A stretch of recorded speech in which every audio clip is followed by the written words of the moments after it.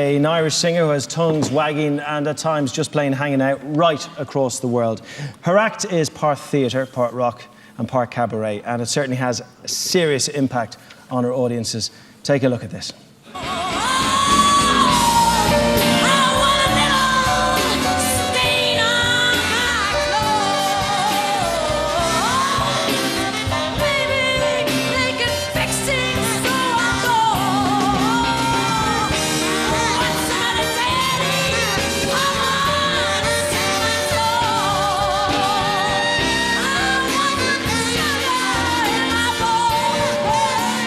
Ladies and gentlemen, please welcome Camille O'Sullivan.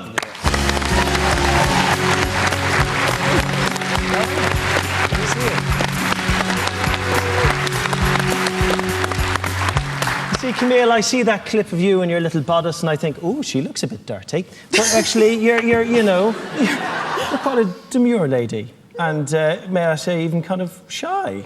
But your stage show is kind of quite wild. So can you describe what your stage show is to us all here? Full-on schizophrenic, repressed Irish person on stage.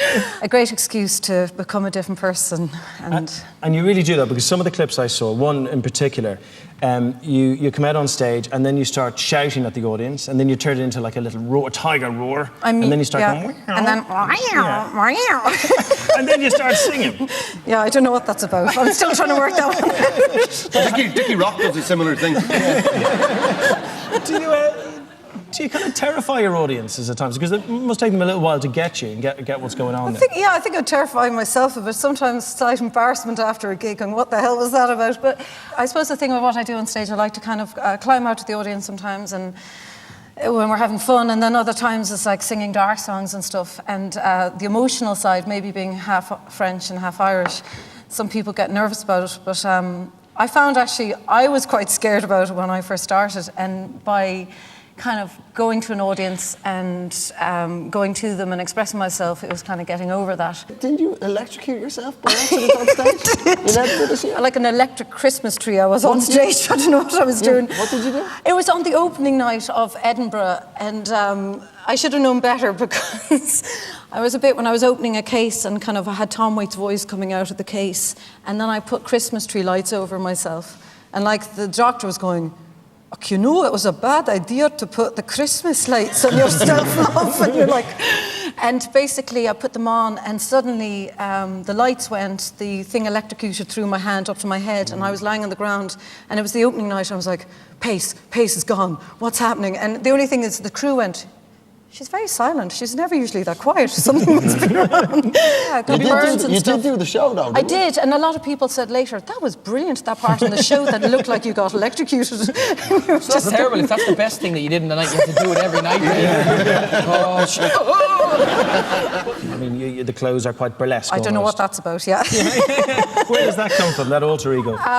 Just trying to look the best I can on stage. I like that kind of look, the retro style and stuff, but it's got me into trouble, because you get some lads sitting there going, when's you going to do it, when's you going to do it? And you're going, I'm not going to do it, it's not going to happen, I'm Irish, relax. So it's corset kind of... I saw your show in Edinburgh this year, and the audience was on tenterhooks. You could have done anything to them. Cool. It was amazing. Why didn't I? Yeah, it was a fantastic show. Oh, thank you, thank you. Right? But people do get it. They get what's going on. I think so. I think it's a... I don't write... Like, for an Irish person, I don't write my own songs, which I always found a bit of an embarrassment in a way, but I love... kind of the theatrical side of it, where you can... And I suppose the glam rock of Bowie and stuff like that, to kind of sing a bit of David Bowie and Radiohead, and it's... I think the entertainment factor, or transform yourself, being really provocative on stage, like comedy or theatre, people kind of open up to, you know, that you're constantly changing, and like, say, when I start on stage, it's kind of an enigmatic quality. By the end, I look like I've climbed out of a bush. And, how do you choose the songs? I suppose storytelling is my main thing. So when I first started, through my mum, it would have been kind of Jacques Brel songs, which was all kind of character stories and stuff. And what's kind of important, if you're not a singer-songwriter, you better be up there for a reason. So you better really inhabit it. You don't just do a tribute, you interpret it. I was watching clips of you on YouTube, and There's a lot of wine taking and a lot of... Oh, yeah. Yeah. I've There was had one a few- clip I've when had you a were few going, what are we before. playing next? What are we doing? And the guy on the piano went, oh, we're doing this. And she went, oh, yeah. I liked it. It was good. Is that the French side of you?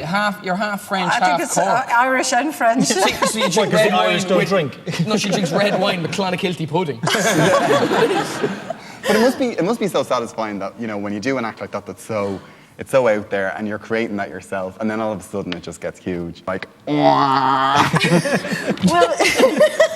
She turns into a dirty farm. no, God, I don't know. I feel kind of lucky to be kind of doing something that I love, though it kind of terrifies me at the same stage because I am different off stage. What's really amazing about your story is when you take into context what you were doing before you kind of became a full-time performer. You were an architect. I know. What God kind help of- them all. What kind of crazy buildings did you design? You know what I mean? But you were an architect. Yeah, That's what I you did. was. Yeah. I think there'll be a few singing architects out there now. So I'm joking to my good friends in college. Can you play a banjo? More busking architecture. Did you ever growl when you were designing a house? Probably at builders going on. I think that would be brilliant. We're going to have some Velux windows there, so a lot of light comes in. So did you just growl at me? No. And we should, maybe an island, just an island in the middle. She definitely growled at me. I probably did. I was kind of, I was called a singing architect because I was kind of going and doing clubs at night and then working during the day and stuff. But yeah, left that. Though I did do a gig years later when I started singing, a kind of gig back at home in Cork, a corporate thing, and I can't remember if I was hiding behind some birthday cake or something, but I came out and there was a load of engineers and architects and I was like, Jesus. And they were like, yeah, interview anytime, just wear the same outfit, it'll be great. That skyscraper needs building. Yeah, but part of the transformation perhaps was due to a very bad car accident you had. That was probably the turning point for you, was it? Kind of a surreal. I suppose I needed a massive thing to have kind of left that career behind, and I had a car accident, and I was probably heavily on morphine, having the best dreams of my life, and I just thought, you know, just go for it, you know, and didn't want to face the criticism, but you have to kind of take that hand in hand, and just left architecture behind, and I'm, you know, especially now, I'm kind of thinking that was a really good decision. Setting out shows, though, in Europe and Australia, I mean, it has gone very big for you, hasn't it? Yeah. Quite, it would seem quite quickly, because I imagine a lot of people don't know that much about you watching at home now. It's taken a few years, but I went away to Edinburgh in 2004 with the Spiegel tent. It was a beautiful old kind of mirror tent, and kind of ran away with the circus and travelling all over the world with them, with a group called Le Clique. And it was like a circus show, kind of mental, sharing a room with a sword swallower. You know, you had to be very good. A lady did quite an interesting... Oh yeah, don't want to go there. Oh, go there, go there. Go there. I have nothing to do with it. She's just a charming young woman who has the ability to... Hide a hanky? Both hide a hanky. Oh, I've seen her. She's brilliant. She's brilliant. It's great. That's what I like about, you know, the arty world. You know what I mean? Pulling a hanky out your fanny is arty.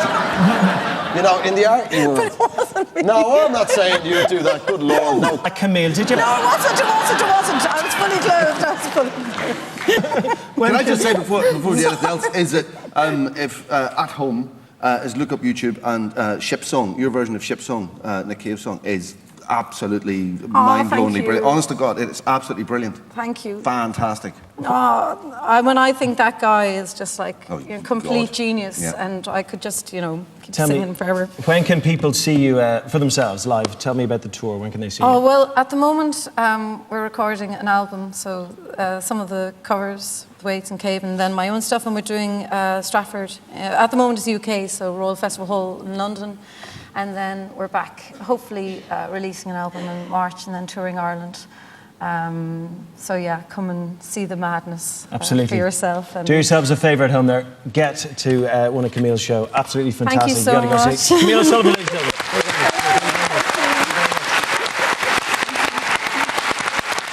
A big thank you to Camille. A big thank